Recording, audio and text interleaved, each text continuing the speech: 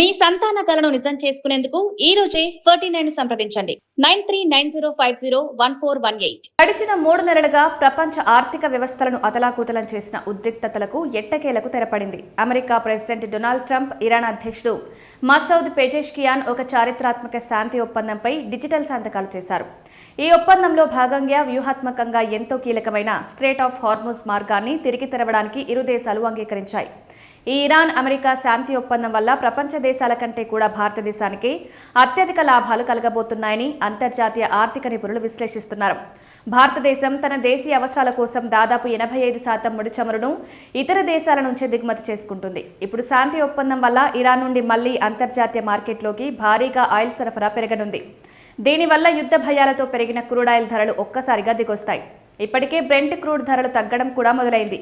ఇది మన దేశ ఆయిల్ ఇంపోర్ట్ బిల్లును భారీగా తగ్గిస్తుంది. ఫలితంగా దేశంలో పెట్రోల్, డీజిల్ ధరలపై ఒత్తిడి తగ్గి రూపాయి విలువ మరింత బలపడుతుంది. ప్రపంచంలోనే అతిపెద్ద ఎనర్జీ రూట్ అయిన స్ట్రెయిట్ ఆఫ్ హార్ముజ్ గుండానే భారత్కు అవసరమైన ముడి చమురు, ఎల్ఎన్జీ, ఎల్పీజీ దిగుమతులు జరుగుతాయి. యుద్ధం వల్ల ఈ మార్గం క్లోజ్ అవ్వడంతో దేశంలో గ్యాస్ సిలిండర్ల కొరత ఏర్పడి కమర్షియల్, డొమెస్టిక్ సిలిండర్ల ధరలు పెరిగాయి.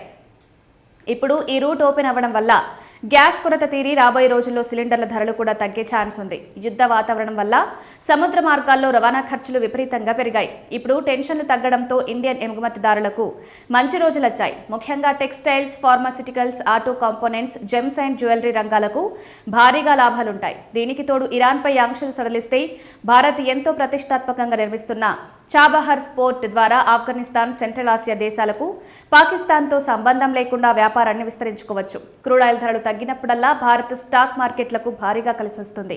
కంపెనీల ఉత్పత్తి ఖర్చులు తగ్గి లాభాలు పెరుగుతాయి. దీంతో విదేశీ ఇన్వెస్టర్లలో నమ్మకం పెరిగి మార్కెట్లలోకి పెట్టుబడులు వస్తాయి. దేశంలో నిత్యావసరాల ధరలు అదుపులోకొచ్చి ఆర్థిక వృద్ధి రేటు పరుగులు పెడుతుంది. ఈ పీస్ డీల్ ప్రస్తుతానికి 60 రోజుల గడువు ఉన్న ఒక తాత్కాలిక ఒప్పందం మాత్రమే. ఇరాన్ అణు కార్యక్రమం, పూర్తిస్థాయి ఆంక్షల తొలగింపు వంటి కీలకమైన సమస్యలు ఇంకా పరిష్కారం కావాల్సి ఉంది. రాబోయే 60 రోజుల్లో జరిగే చర్చలు సఫలమైతేనే ఈ లాభాలన్నీ అందుతాయి. ఒకవేళ చర్చలు విఫలమైతే మాత్రం మళ్లీ ఆయిల్ ధరలు పెరిగి టెన్షన్లు మొదలయ్యే ప్రమాదం ఉంది. ఏదేమైనా ప్రస్తుతానికైతే ఈ శాంతి ఒప్పందం భారత ఆర్థిక వ్యవస్థకు ఒక పెద్ద బూస్టర్ డోస్ అని చెప్పొచ్చు.